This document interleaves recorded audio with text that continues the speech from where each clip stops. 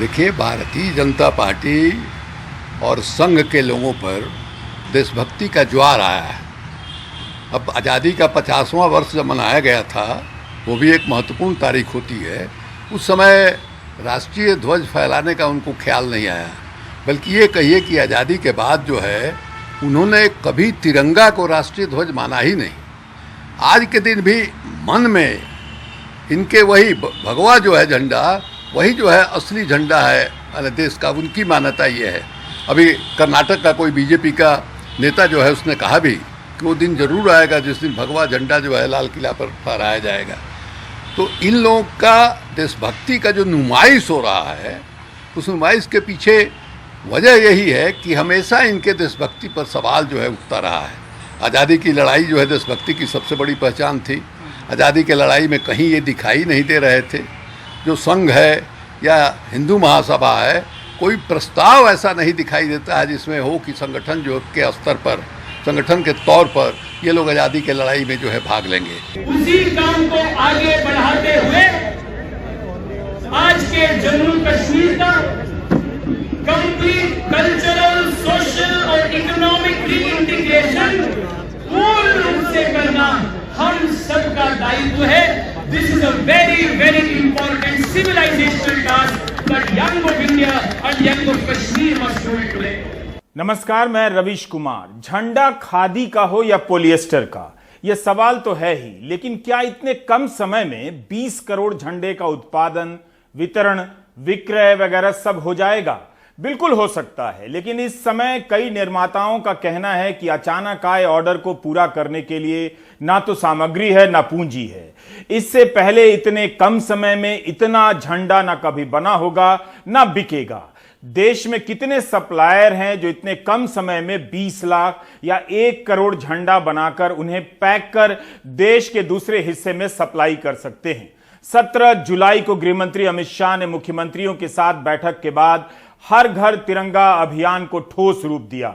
इसके लिए सरकार ने एक वेबसाइट भी बनाई जिस पर सप्लायरों के नाम हैं: आशीष, रविंद्र, राजीव, रमनीश, कीर्ति कुमारी, प्रदीप, आरती, स्वप्ना, इमरान, रियाज, सुबोध, गिरिराज, जावेद, चंद्रजीत, जितेंद्र, अंकित, अनुराग, ममता, संगीता, निर्मल और जुबैदा, सीमा, अहमद, अनूप, सुमित्रा, ताही।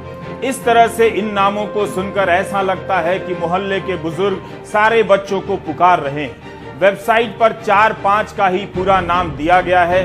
बहुतों के नाम पूरे नहीं है या ऐसे ही होंगे जैसे आशीष या चंद्रजीत, सीमा या संगीता। इनकी कंपनी के नाम क्या है पता नहीं चलता। शहरों के भी नाम नहीं दिए गए हैं, केवल इनके नाम हैं, ईमेल हैं और फोन नंबर। 18 जुलाई के प्राइम टाइम में हमने बताया था कि सरकार ने हर घर तिरंगा नाम से एक वेबसाइट बनाई है जिस पर केवल 11 सप्लायरों के नाम दिए गए हैं। कईयों के शहरों के भी नाम और फोन नंबर दिए गए थे। इनमें से ज्यादातर सप्लायर गुजरात के थे, लेकिन 3 से 4 दिनों के भीतर सप्लायरों की सूची में 50 से अधिक नाम जोड़ दिए गए हैं।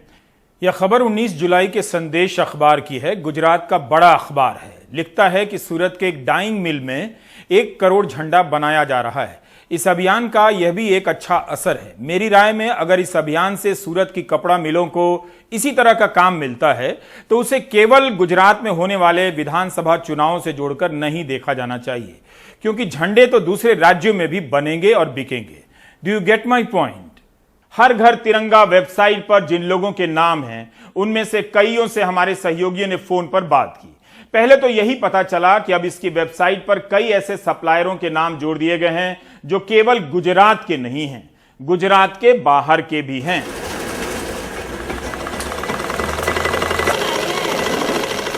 तेरह अगस्त से लेकर 15 अगस्त के बीच अमीर से गरीब, दफ्तर से लेकर दुकान, महल से लेकर घर और घर से लेकर झोपड़ी, हर जगह तिरंगा फहराया जाना है। हर घर तिरंगा की वेबसाइट पर ज्यादातर सप्लायरों के नाम पिछले 2-3 दिनों में ही जोड़े गए हैं। हमारे सहयोगियों ने कुछ नंबरों पर फोन किया, तब बातचीत के दौरान पता चला कि इनमें से कईयों के पास झंडा बनाने की तैयारी नहीं है।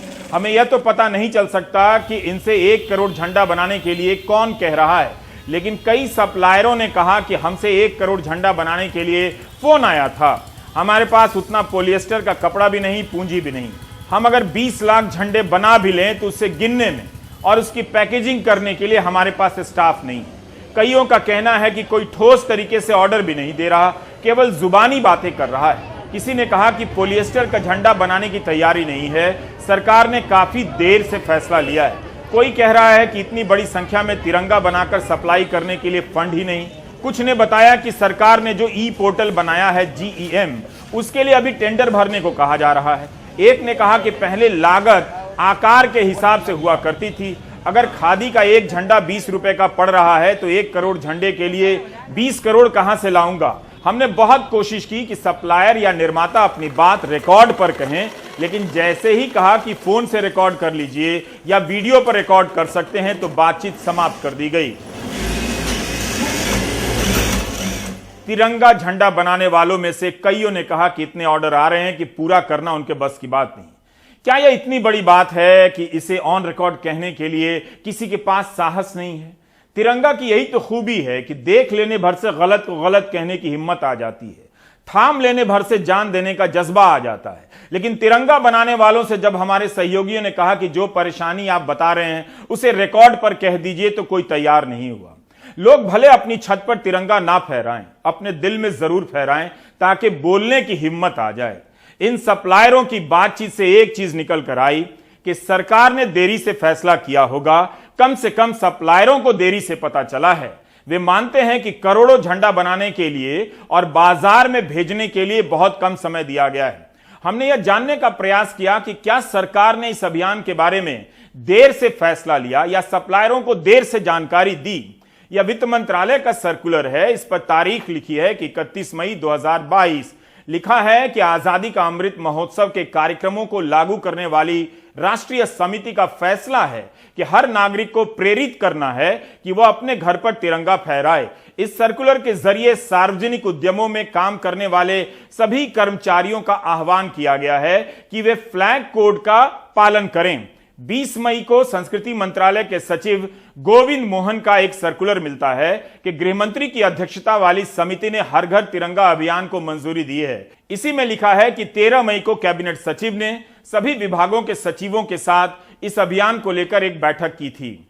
उसके बाद से हिंदी के अखबारों में इस अभियान को लेकर कुछ खबरें छपने लगी थी। 17 जुलाई को जब गृह मंत्री अमित शाह ने राज्यों के मुख्यमंत्रियों के साथ बैठक की, तब यह अभियान सभी की निगाहों में आता है और राजनीतिक स्तर पर बात होने लगती है। यह सवाल उठने लगा कि 20 करोड़ तिरंगा झंडा कहां से आएगा। क्या सप्लायरों को देर से बताया गया और इस अभियान को लोगों के बीच लाने में देरी हुई? अमृत महोत्सव में हर दिल है देश प्रेम से रंगा। आओ हम सब मिलकर फहराएं हर घर तिरंगा।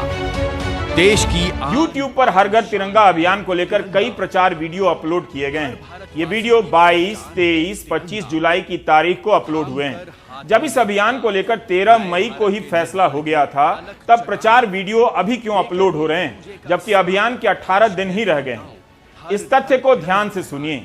30 अप्रैल 2022 के दिन प्रेस इंफॉर्मेशन ब्यूरो की एक प्रेस रिलीज जारी हुई, PIB की।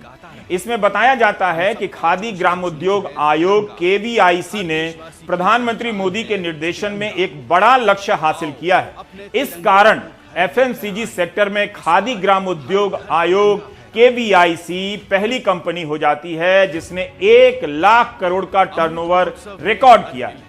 जब खादी ग्रामोद्योग की क्षमता किसी प्राइवेट सेक्टर की कंपनी से भी ज्यादा है, तब भारत सरकार ने केवल खादी का तिरंगा अभियान क्यों नहीं चलाया?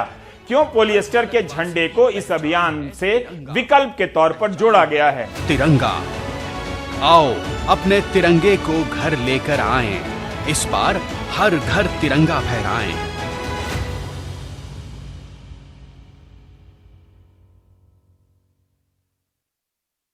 इसलिए कर्नाटक खादी ग्रामोद्योग संघ की बात में बहुत दम है। उनका कहना है कि पॉलिएस्टर का झंडा बनेगा तो खादी का झंडा कम बिकेगा, ऑर्डर कम आएंगे। सरकार ने यह कभी नहीं कहा कि खादी का झंडा होगा ही नहीं, लेकिन पॉलिएस्टर का विकल्प देने से खादी का झंडा बनाने वाले असुरक्षित हो गए हैं। जब खादी ग्रामोद्योग की क्षमता 1 लाख करोड़ के टर्नओवर की है, तब क्यों नहीं KVIC पर भरोसा किया गया कि इसी के नेतृत्व में खादी के करोड़ों झंडे बनाने का अभियान चलाते हैं? NarendraModi.in पर प्रधानमंत्री का एक कथन लिखा हुआ है कि जब हम खादी खरीदते हैं तब दिन रात मेहनत करने वाले लाखों बुनकरों के जीवन में रोशनी लाते हैं। 30 दिसंबर 2021 को जब फ्लैग कोड में बदलाव किया गया और पॉलिएस्टर का झंडा बनाने की बात जोड़ी गई, तब पॉलिएस्टर को लेकर कहीं कोई खास चर्चा नहीं होती है। कम से कम मीडिया रिपोर्ट से पता नहीं चलता कि इतना बड़ा अभियान आने जा रहा है। क्या उस समय हर घर तिरंगा अभियान का खाका बन चुका था, जिसके कारण फ्लैग कोड में बदलाव किया गया? अगर ऐसा कोई प्लान वजूद में आ चुका था, तब भी 8 महीने काफी थे खादी के करोड़ों झंडा बनाने के लिए। क्या इस देश में खादी और सूती के कपड़ों की कमी हो गई है, जिसके कारण नियमों में बदलाव कर पॉलिएस्टर का झंडा बनाने का विकल्प जोड़ा गया? सरकार को बताना चाहिए कि उसके विभागों ने झंडे के लिए जो ऑर्डर दिए हैं या दिए जाने वाले हैं, उनमें खादी के कितने करोड़ झंडे हैं। खादी का तिरंगा बनाने का यह कारखाना कर्नाटक के हुबली जिले में है। यहां काम करने वाली ज्यादातर महिलाएं हैं। भारतीय मानक ब्यूरो ने कर्नाटक खादी ग्रामोद्योग संयुक्त संघ को ही खादी का तिरंगा बनाने के लिए अधिकृत किया है। जब से पॉलिएस्टर का तिरंगा बनाने की अनुमति दी गई है, हाथ से तिरंगा बनाने वाले यहां के कामगारों के आगे अस्तित्व का संकट खड़ा हो गया है। यहां पर ज्यादातर महिलाएं ही काम करती हैं, जिनकी संख्या 1200 के करीब बताई जाती है। यह सब टाइम्स ऑफ इंडिया में छपा है। कर्नाटक खादी ग्रामोद्योग संयुक्त संघ के सचिव शिवानंद माथापति ने पॉलिएस्टर का झंडा बनाने के फैसले पर नाराजगी जाहिर करते हुए प्रधानमंत्री और सांसदों विधायकों को पत्र लिखा है। उनका कहना है कि 2 साल से कोरोना के कारण उनकी संस्था को भारी घाटा हुआ। इस बार आजादी का अमृत महोत्सव होने के कारण उम्मीद थी कि 4 से 5 करोड़ का तिरंगा बिकेगा, लेकिन अभी तक 70 लाख के ही ऑर्डर आए हैं। 15 अगस्त आते आते बहुत से बहुत 1 से 1.5 करोड़ रुपए तक के ऑर्डर आएंगे। पॉलिएस्टर का झंडा बनाने की अनुमति देने से ऑर्डर काफी कम होने लगे हैं। कर्नाटक में 30 से 40 हजार लोग खादी के सेक्टर में काम करते हैं। सरकार के इस एक फैसले से इन सभी को झटका लगेगा।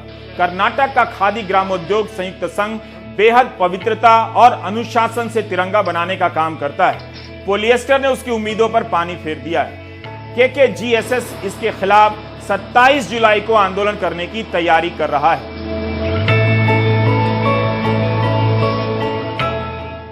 जब ये लोग पॉलिएस्टर में बनाने के लिए परमिशन देने के बाद सभी प्राइवेट कंपनी ने करोड़ों का फ्लैग प्रोडक्शन करने चालू कर दिया। इसी वास्ते हमारा जो कपड़ा बनाया और सभी लोगों के पास सही स्टॉक पड़ गया है, उसका सेल्स नहीं हो रहा है, सेल्स बहुत कम हो गया है। हमने प्राइम मिनिस्टर साहब को लेटर लिखा, होम मिनिस्टर साहब को लेटर लिखा और हमारा सेंट्रल मिनिस्टर प्रहलाद जोशी साहब को जाके मिलके लेटर दे दिया। इसके बारे में कुछ भी रिप्लाई नहीं आया गवर्नमेंट से था। ये बहुत बड़ा प्रॉब्लम हो गया हमारे को। ऐसा हो गए तो सभी खादी संस्था बंद हो जाएगा।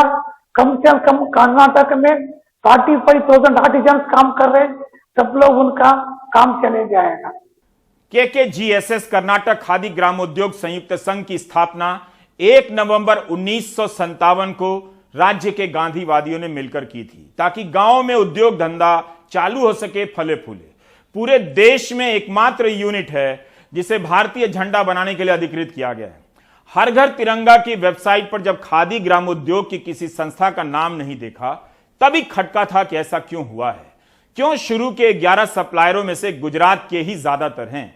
खादी उत्पादन का विभाग लघु एवं मझोले उद्योग मंत्रालय के तहत आता है। MSME के मंत्री नारायण राणे ने पिछले साल दिसंबर में लोकसभा में एक जानकारी दी कि पिछले 7 वर्षों में भारत में खादी संस्थाओं के 122 बिक्री केंद्र बंद हुए हैं, लेकिन 624 नए बिक्री केंद्र खुले भी हैं। 624 बिक्री केंद्रों में से 326 बिक्री केंद्र अकेले उत्तर प्रदेश में खुले हैं। इन सभी बिक्री केंद्रों के नाम हर घर तिरंगा की वेबसाइट पर होने चाहिए थे। 15 अगस्त तक के लिए नारायण राणे के मंत्रालय ने नए बिक्री केंद्रों की स्थापना क्यों नहीं की?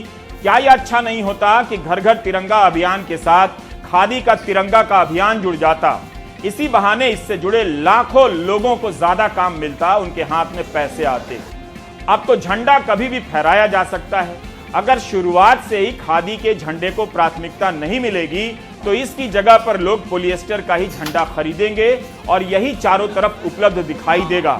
जब आत्मनिर्भर भारत का नारा चल रहा है, तब क्यों नहीं खादी ग्रामोद्योग के हर सेंटर पर तिरंगा बनाने का अभियान चलाया गया। इससे तो कई जिलों में लोगों के पास रोजगार और पैसे दोनों पहुंचते। पॉलिएस्टर का झंडा बनेगा तो हो सकता है कि आयातित कपड़ों का भी इस्तेमाल हो जाए। तब फिर आत्मनिर्भर भारत के नारे का क्या मतलब रह जाएगा। कानून में लिखा गया स्पष्ट रूप से कि खादी इस्तेमाल होगी झंडा बनाने में, और मोदी जी ने कहा है कि अब हम पॉलिएस्टर भी यूज कर सकते हैं। और पॉलिएस्टर के जो हैं बड़े बड़े लोग के नाम तो आप पहले से ही जानते हैं। और हम लोग को लगता है कि रोज सुबह जो है मोदी जी और अमित शाह जी जगते हैं, बोलते हैं कि आज देश का क्या बेचना है। शुरू करते हैं एयरपोर्ट से, फिर कभी जो है बंदरगाह से। मोदी जी और दोनों सुबह जगते हैं और अमित शाह जी शुरू करते हैं कि आज इसको बेच दो, इसको बेच दो। कभी ट्रेन लाइन बेच देते, कभी रेलवे लाइन बेच देते हैं। अब जब जो है पूरे भारत की संपत्ति की कबर जब खाली हो रही, तो इनके ऊपर नजर झंडा पे पड़ गया। तिरंगा अभियान के बहाने राजनीति का भी अभियान कहां पीछे रहने वाला है। बीजेपी ने आज श्रीनगर के लाल चौक पर तिरंगा रैली निकाली है। तिरंगा का संबंध शुचिता, पवित्रता, सच और अहिंसा से है। दिल्ली पुलिस ने बीजेपी के सांसद तेजस्वी सूर्या से मुख्यमंत्री केजरीवाल के घर पर हमले के मामले में पूछताछ की है। मीडिया रिपोर्ट के अनुसार तेजस्वी सूर्या का भी नाम हमला करने वाले आरोपियों में शामिल है। लेकिन वही तेजस्वी सूर्या आज श्रीनगर के लाल चौक पर तिरंगा यात्रा का नेतृत्व कर रहे थे।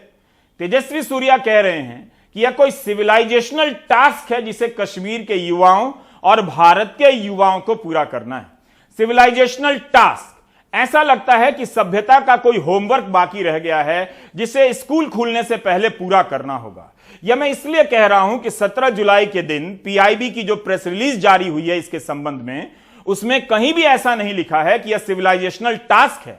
यही लिखा है कि सभी को प्रेरित करना है और यह अभियान स्वैच्छिक है, लोगों को प्रेरित किया जाएगा। फिर यह टास्क की बात कहां से आ गई। देश को जो नेतृत्व देंगे ऐसा नेता कश्मीर से पैदा होगा। जबरदस्त सुरक्षा इंतजामों के साए में बीजेपी ने श्रीनगर के बीचों बीच लाल चौक पर तिरंगा रैली निकाली। एक ऐसे इलाके में जहां राष्ट्रीय ध्वज फहराने को लेकर हमेशा से तनाव रहा है, ये तिरंगा रैली एक सांकेतिक प्रतीक बनी। बीजेपी नेताओं ने जब लाल चौक से लेकर करगिल वॉर मेमोरियल तक मोटरसाइकिल रैली को हरी झंडी दिखाई, तो पूरे इलाके को सील कर दिया गया। बीजेपी सांसद तेजस्वी सूर्या ने कहा कि अनुच्छेद 370 के हटने से ये रैली मुमकिन हो पाई है। उन्होंने कहा कि अगला कदम अब जम्मू कश्मीर को फिर से पूरी तरह भारत में शामिल करने का है। आज के जम्मू कश्मीर का कंप्लीट कल्चरल, सोशल और इकोनॉमिक रीइंटीग्रेशन पूर्ण रूप से करना हम सबका दायित्व है। देश भर से आए बीजेपी युवा मोर्चा के करीब 200 सदस्यों ने इस तिरंगा रैली में हिस्सा लिया। वो मंगलवार को करगिल में विजय दिवस कार्यक्रम में हिस्सा लेंगे। करगिल युद्ध में जीत को हर साल विजय दिवस के तौर पर मनाया जाता है।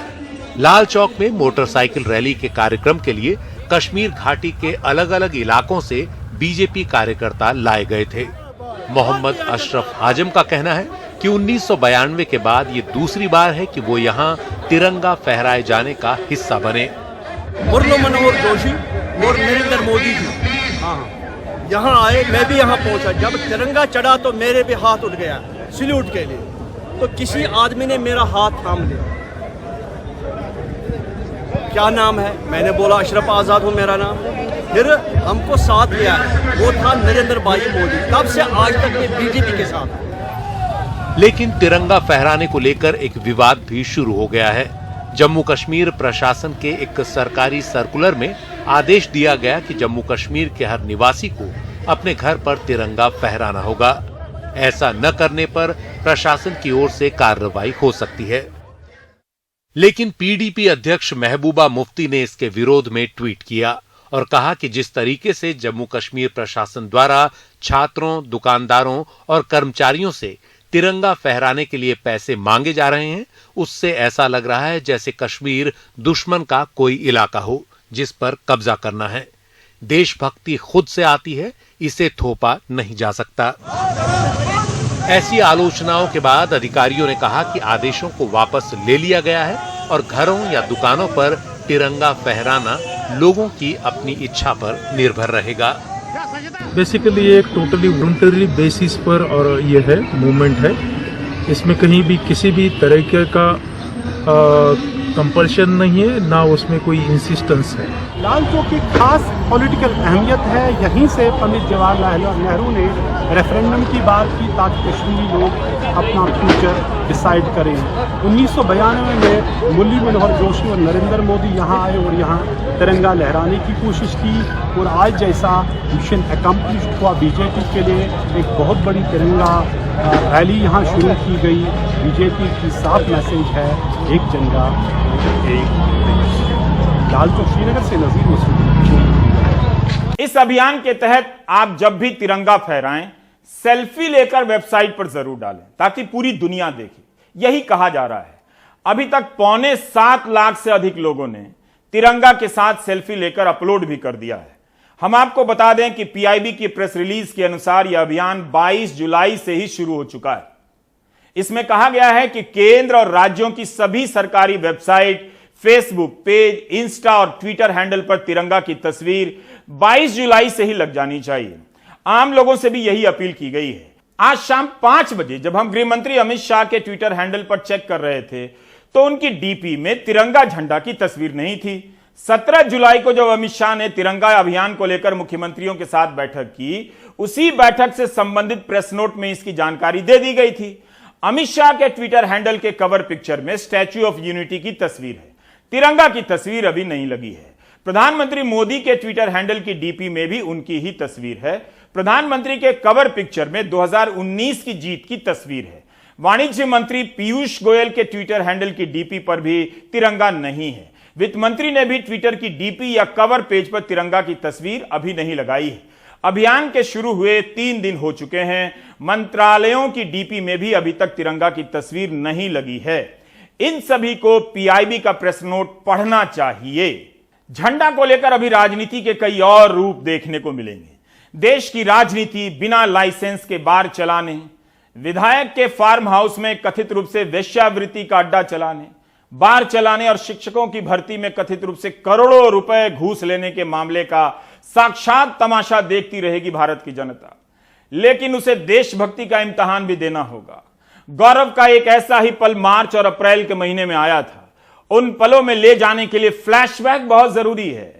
फ्लैशबैक में ही पहुंचकर आप खुद को पाते हैं कि आपने नहीं समझने की जो कस्में खाई हैं, नहीं समझने की, उसे आज भी पूरी निष्ठा के साथ निभा रहे हैं। यही हाल नमामि गंगे को लेकर है और यही हाल ऑपरेशन गंगा को लेकर। भारत माता की जय, भारत माता की जय, भारत माता। यूक्रेन से लाए गए छात्रों से कहा जा रहा है कि भारत माता की जय बोलें। भारत की धरती पर वायुसेना का विमान उतरा है। मेडिकल छात्रों ने थोड़ी हिचक के साथ जोर से भारत माता की जय के नारे लगा दिए हैं। चैनलों पर यह वीडियो चला है। जाहिर है दर्शकों में राष्ट्रवाद का ज्वार पैदा हो गया है। इस विमान में मंत्री जी आ रहे हैं, बता रहे हैं कि प्रधानमंत्री कितना ध्यान रखते हैं। भारत के माननीय प्रधानमंत्री नरेंद्र मोदी जी की तरफ से आपके स्वागत के लिए इस देश के प्रधानमंत्री नरेंद्र मोदी जी ने यहाँ पर भेजा है। प्रधानमंत्री जी is in touch with the Ukrainian राष्ट्रपति जी। सब पूर्व निर्धारित है, सब ठीक होगा, प्रभु ठीक करेंगे। हमारा नेतृत्व आज मोदी जी कर रहे हैं। जीवन में आप लोगों को ऐसे अनुभव से गुजरना पड़ा है। यहां बनारस में प्रधानमंत्री यूक्रेन से निकाल कर लाए गए छात्र से मुलाकात कर रहे हैं। फ्लैशबैक में इन तस्वीरों को देखकर याद आ रहा होगा कि मार्च और अप्रैल के महीने में ऑपरेशन गंगा को लेकर कितने दावे किए जाते रहे। भूल तो आप यह भी गए होंगे कि वहां फंसे छात्रों को निकालने के लिए मीडिया के कुछ हिस्से ने और विपक्ष ने कितना जोर शोर से अभियान चलाया। लेकिन जब ऑपरेशन गंगा शुरू हुआ तब खबरें इस तरह से चलने लगी जैसे किसी सरकार में ऐसी संवेदनशीलता कभी नहीं देखी गई थी। यूपी का चुनाव चल रहा था, यूक्रेन से लाए गए मेडिकल छात्रों के ऑपरेशन का नाम ऑपरेशन गंगा रख दिया गया। जोश का ज्वार ऐसा फैला कि पूर्व मंत्री रविशंकर प्रसाद तक झूठ बोल गए कि प्रधानमंत्री ने पुतिन से बात कर युद्ध रुकवा दिया और मेडिकल छात्रों की जान बचाई गई। जून महीने में गुजरात के शिक्षा मंत्री का बयान है कि मोदी ने रूस और यूक्रेन से बात कर 6 घंटे के लिए युद्ध रुकवा दिया। आज तक यह युद्ध नहीं रुका है, लेकिन जब 6 घंटे के लिए युद्ध रुकवा दिया गया तब खुद प्रधानमंत्री ने इसका श्रेय क्यों नहीं लिया? शायद इसलिए कि विदेश मंत्रालय के प्रवक्ता ने बता दिया है कि युद्ध रुकवाने जैसी बात बेमानी है, फालतू है, सर के ऊपर से गुजर जाने वाली है। क्या यह सब आपको फ्लैशबैक के जरिए याद आने लगा है? नरेंद्र मोदी जी ने पुतिन से बात की, राष्ट्रपति रूस के, और जेलेंस्की से बात की, राष्ट्रपति यूक्रेन के। उन्होंने कहा हमारे बच्चे फंसे हुए हैं, आप दोनों लड़ाई बंद करिए, हमें अपने बच्चों को निकालना है, हम अपने बच्चों को नई चोट देखना चाहते हैं। और आपको जानकर खुशी होगी जो दोनों बात नहीं करते, बात करके 3 घंटे के लिए लड़ाई रोकी और हिंदुस्तान के बच्चे वहां से निकाले गए। ये हमारे प्रधानमंत्री का सम्मान है, ये आपका कहना है। I think that's a kind of conversation, but extrapolating that to say that somebody is holding a bombing or that this is somewhere we are coordinating, that I think is absolutely inaccurate. Flashback जरूरी था ताकि आप याद कर सके कि operation Ganga को लेकर श्रेय लेने की कितनी होड़ मच गई। उसके लिए झूठ तक बोला गया। हम नहीं जानते कि इस देश में कितने ऐसे लोग हैं जो इस झूठ को सच मानते हैं कि यूक्रेन में फंसे मेडिकल छात्रों को निकालने के लिए प्रधानमंत्री ने कुछ समय के लिए युद्ध ही रुकवा दिया। क्या आप सरकार से पूछना चाहेंगे कि जब युद्ध रुकवा सकते हैं तब फिर यूक्रेन से आए मेडिकल छात्रों की आगे की पढ़ाई के लिए कदम क्यों नहीं उठा पा रहे हैं? तब कैसे इनकी हर वापसी के साथ प्रचार हो रहा था? अब ये क्या कर रहे हैं, कोई समाचार भी नहीं छपता है। दिल्ली का रामलीला मैदान 23 से 27 जुलाई के बीच यहां पर यूक्रेन से आए छात्रों और उनके माता पिता भूख हड़ताल पर बैठे नजर आ रहे हैं। 18,000 छात्रों का भविष्य अधर में लौटा है। आंदोलन के प्रति इनकी गंभीरता देखिए कि 200 भी मुश्किल से नजर नहीं आते। ऐसा लगता है कि इस पूरे शहर में इन्हें लेकर प्राइम टाइम का ये एंकर ही गंभीर है। 18,000 छात्र हैं, माता पिता होंगे, क्या यहां संख्या ज्यादा नहीं होनी चाहिए थी?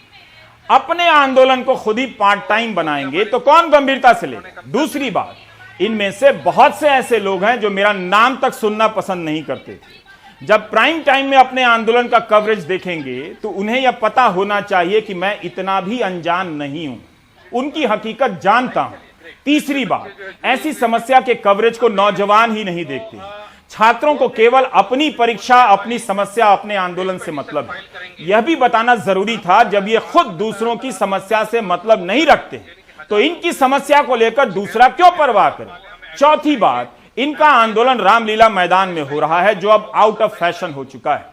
इस मैदान में अन्ना आंदोलन और लोकपाल आंदोलन का एक ऐसा रहस्यमयी अतीत दर्ज है जिसके कारण यहां होने वाला कोई भी आंदोलन फर्जी सा ही लगता है। रामलीला मैदान की राजनीतिक साख समाप्त हो चुकी है। आप पता कर सकते हैं कि कानून पास होने के बाद कई साल क्यों लगे लोकपाल बनने में, और जब बन गए लोकपाल जी तो उनका रिकॉर्ड क्या है? भ्रष्टाचार से जुड़ी किसी भी खबर में लोकपाल का जिक्र नहीं आता, ईडी का ही आता है। इन बातों को याद करते हुए इन्हें यह भी याद रखना चाहिए छात्रों को कि 18,000 छात्रों का भविष्य कोई मामूली बात नहीं है। सरकार को सोचना चाहिए। जब ले आए यहाँ पे अकोमोडेट नहीं कर रहे, अभी हमको प्रॉमिस किए थे बट अभी बोल रहे कि ये एक्ट है 1956 एक्ट है, 2019 एक्ट हो गया। अभी ये एक्ट के वजह से हमें अकोमोडेट नहीं कर रहे हैं। बोल रहे कि हमारे पास फैकल्टी नहीं है, हमारे पास अकोमोडेशन करने के लिए ये नहीं है, वो नहीं है। बट जो भी है, एक एक ईयर में एक एक कॉलेज में 4-5 जनों से 4-5 स्टूडेंट से ज़्यादा तो नहीं है।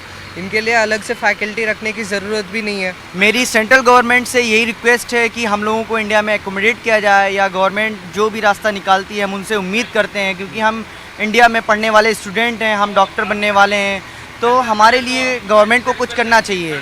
हमारी प्राइम मिनिस्टर नरेंद्र मोदी से ख़ास तौर से रिक्वेस्ट है, क्योंकि हमें उनसे सबसे ज़्यादा उम्मीद है।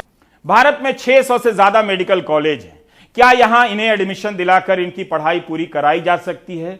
इस सवाल का जवाब इतना सरल नहीं है और मेरी इस पर कोई राय नहीं है। नियम कानून इसके खिलाफ लगते हैं और वहां पढ़ रहे मेडिकल छात्र भी विरोध करने लग सकते हैं। भारत आने के बाद कुछ दिनों तक ऑनलाइन क्लास चली थी यूक्रेन से, लेकिन जैसे जैसे यूक्रेन तबाह होता गया ऑनलाइन क्लास बंद होती चली गई। ऐसा नहीं है कि विपक्ष के सांसदों को इनकी चिंता नहीं। तेलंगाना राष्ट्र समिति के 4 सांसदों ने एक बेहद जरूरी सवाल पूछे हैं। डॉक्टर गड्डम रंजीत रेड्डी, डॉक्टर वेंकटेश नेता बोरलांकुंता, दयाकर पसुनूरी, कविता मलोथू ने लोकसभा में सरकार से पूछा कि क्या यह सही है कि पश्चिम बंगाल सरकार ने यूक्रेन से आए 400 मेडिकल छात्रों को राज्यों के मेडिकल कॉलेज में समायोजित किया है। क्या नेशनल मेडिकल कमीशन ने राज्य सरकार के फैसले को मंजूरी दी है? क्या सरकार इन छात्रों को यूरोप या अन्य जगहों के मेडिकल कॉलेजों में समायोजित या ट्रांसफर करने का कोई प्रयास कर रही है? इसके जवाब में 22 जुलाई को स्वास्थ्य राज्य मंत्री डॉक्टर भारती प्रवीण पवार ने बताया कि भारत में मेडिकल शिक्षा की नियामक संस्था नेशनल मेडिकल कमीशन के पास ऐसी कोई जानकारी नहीं है। यानी बंगाल सरकार ने अपने मेडिकल कॉलेजों में यूक्रेन के छात्रों को समायोजित किया है, उसकी जानकारी नेशनल मेडिकल काउंसिल को नहीं है। यह जवाब है केंद्रीय राज्य मंत्री का, स्वास्थ्य राज्य मंत्री का। इसी सवाल के जवाब में स्वास्थ्य राज्य मंत्री कहती हैं कि इंडियन मेडिकल काउंसिल एक्ट 1956 और नेशनल मेडिकल कमीशन एक्ट 2019 में इस बात का कोई प्रावधान ही नहीं है कि किसी विदेशी यूनिवर्सिटी से आए छात्रों का ट्रांसफर भारतीय मेडिकल कॉलेज में हो जाए। नेशनल मेडिकल काउंसिल ने इन छात्रों को भारतीय मेडिकल कॉलेज में समायोजित करने को लेकर कोई अनुमति नहीं दी है। इसका मतलब है कि यूक्रेन के मेडिकल कॉलेजों में पढ़ने वाले 18,000 भारतीय छात्रों का भविष्य हवा में लटक गया है। अगर नियमों में ऐसा प्रावधान नहीं है तो क्या बात वहीं खत्म हो जाती है? क्या सरकार को नियमों में बदलाव को लेकर नहीं सोचना चाहिए? इसी 1 जून को इंडियन एक्सप्रेस में खबर छपी थी। वडोदरा में विदेश मंत्री एस जयशंकर बयान देते हैं कि हम यूक्रेन के आसपास के देशों से बात कर भारतीय छात्रों की समस्या का समाधान निकालने का प्रयास कर रहे हैं ताकि वे मेडिकल की पढ़ाई को जारी रख सकें। हमने हंगरी से बात की है और हंगरी ने इसके लिए सहमति भी जताई है। हम अपने बच्चों की मदद के लिए बहुत गंभीरता से प्रयास कर रहे हैं। यह बयान 1 जून का है। 6 अप्रैल को लोकसभा में विदेश मंत्री यही बात कह चुके हैं। 25 जुलाई तक हालात में कोई बदलाव नहीं है। So let me add, because I want to update that picture. Yes, there was an offer from Hungary, and in addition to Hungary, we have been in touch with Poland, Romania, Czech Republic, Kazakhstan, because they all have similar models of education.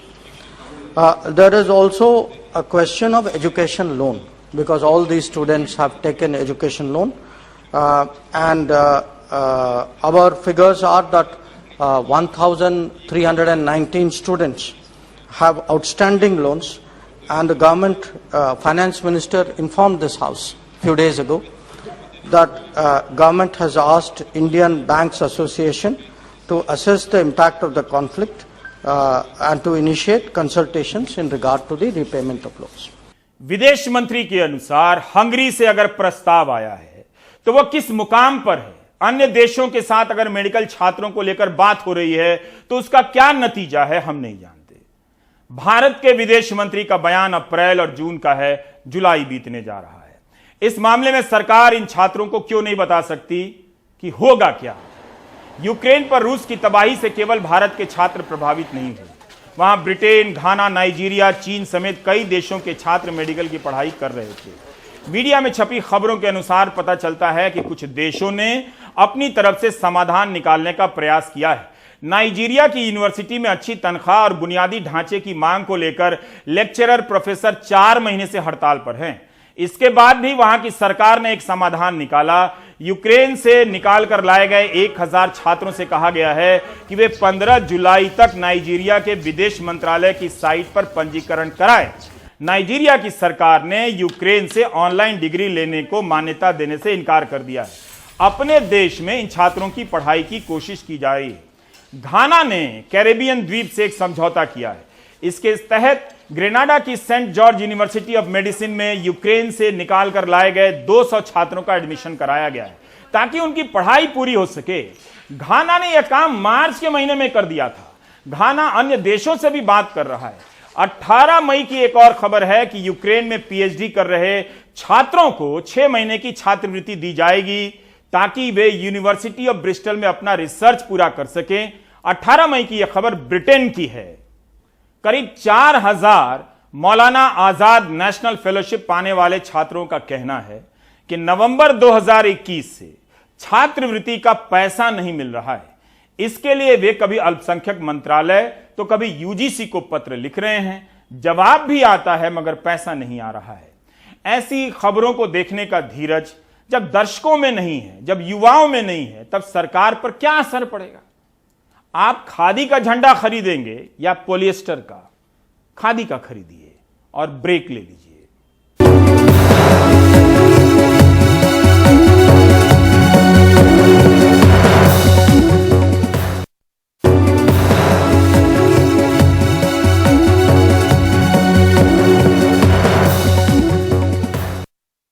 क्या मुंबई की आरे colony में पेड़ों की कटाई शुरू हो गई है?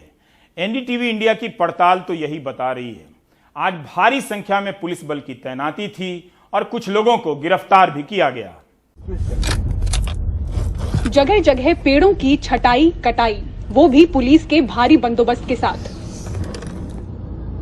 मुंबई का फेफड़ा कहे जाने वाले करीब 1800 एकड़ में फैले आरे की ये तस्वीरें हैं। आरेची काळजी रे आमारेची काळजी रे, नको हा खोटा विकास, मुंबई होईल भकास, काढूनी दुसरी तू वाट चाल कांजुला। सेव आरे मुहिम से जुड़े कुछ वॉलंटियर्स को 149 का नोटिस थमाया गया कि आरे में कानून व्यवस्था और शांति व्यवस्था भंग न करें। इस चेतावनी के बीच 4 लोग हिरासत में लिए गए। इनमें से 2 एनडीटीवी इंडिया पर दोपहर 3 बजे के लाइव के दौरान बताया गया कि आरे के अंदर धारा 144 भी लागू की गई है। हमसे बात करते हुए में लाइव आप देखिए, ये जो 2 शख्स थे उनको ये ले जा रहे हैं डिटेन करके। धारा 144 चूंकि उन्होंने लगाया है, सर का कहना है, तो 5 से ज्यादा लोग इकट्ठा नहीं हो सकते। सर आप धारा 144 लगा चुके हैं यहाँ पे, पूरे आरे में है क्या? अभी भी आपने 2 को डिटेन किया इस वक्त? तो किसी ने डिटेन नहीं किया मैडम, हमारे को। मैडम आपका हो गया होगा तो जाइए। ये जीप निकलते हुए इनको पुलिस चौकी लेकर जा रहे हैं और मीडिया से बात करने से मना किया, जैसे कि तस्वीरें हमने आपको दिखाई हैं। और कारशेड का काम देखिए यहाँ पर चल रहा है। वहीं पुलिस बात करने से बचती रही। कुछ पुलिसकर्मी भी यहाँ पर मौजूद हैं, उनसे भी हम समझना चाहेंगे। सर क्यों यहाँ पे मीडिया को क्यों रोका गया? मीडिया को रोका नहीं मैडम, चलिए आप प्लीज कोऑपरेट कीजिए। चलो दादा। कुछ कार्रवाई इन लोगों पर हुई है? जो प्रोटेस्ट कर रहे हैं उन पर कोई कार्रवाई आप लोगों की तरफ से हुई है? गार्डन वाले चलिए अपना काम कीजिए, चलिए पुलिस को कोऑपरेट कीजिए, चलिए। धारा 144 है क्या सर इधर? चलो पूरा मीडिया को पूरा बताया हुआ है। कार शेड के भीतर जेसीबी की हरकत भी दिखी। पुलिस कैमरे पर कुछ भी रिकॉर्ड करने से रोकती रही। इससे पहले महाराष्ट्र में जब फडणवीस सरकार थी तब इस इलाके में मेट्रो कार शेड बनाने के लिए करीब 2500 पेड़ काटे जाने की बात कही गई थी। आरे को लेकर कोर्ट में लंबी लड़ाई लड़ रहे पर्यावरणविद दावा करते हैं कि फिलहाल करीब 200 पेड़ ही कटे हैं। कारशेड के निर्माण में करीब 2000 पेड़ और काटे जाएंगे। लास्ट टाइम जब पेड़ कटे थे तो पेड़ ज़्यादा से ज़्यादा 200 या 300 ही पेड़ कटे थे, क्योंकि बाद में फिर रोक दिया था कोर्ट ने, स्टे ऑर्डर ला दिया था डायरेक्टली सुप्रीम कोर्ट का। तो इसके बाद इन्होंने बताया कि हम लोग ने 2100 पेड़ काटे। एक्चुअली वो सरासर झूठ है, 2100 पेड़ कोई काटे नहीं गए। हम लोग वहाँ पे रहते, वहाँ पे अंदर अभी आप जाओगे भी तो अभी आप जाके देखोगे कि ये 2.5-3 साल में अगर देखोगे तो वहाँ पे और ज़्यादा पेड़ बढ़ चुके हैं। करीब 3 घंटे की कोशिश के बाद हम आरे के अंदर पहुंचे थे, क्योंकि मीडिया को भी अंदर जाने से रोका जा रहा था, कई सवाल पूछे जा रहे थे। अंदर पहुंचकर किसी तरह से हमने 20 से 25 मिनट की शूटिंग खत्म की, उसके बाद हमें भी बाहर निकलना पड़ा। पर सवाल ये उठ रहे हैं कि कोर्ट में जब फडणवीस सरकार ने कहा था कि कारशेड बनाने के लिए जितने पेड़ काटे जाने उतने काटे जा चुके हैं और अब नए पेड़ नहीं काटे जाएंगे, तब ये छटाई कटाई क्यों हो रही है आरे के अंदर, वो भी पुलिस बंदोबस्त के साथ। अगर मॉनसून का हवाला भी दिया जा रहा है कि मॉनसून के नाम पर छटाई हो रही है पेड़ों की, तो आपको बता दें कि आज तक आरे के भीतर किसी भी मॉनसून में इस तरह से पेड़ों की छटाई या कटाई नहीं हुई है। कैमरा पर्सन प्रवीण जी रोहित के साथ मुंबई से पूजा भारद्वाज, एनडीटीवी इंडिया के लिए। आप देख रहे थे प्राइम टाइम। नमस्कार।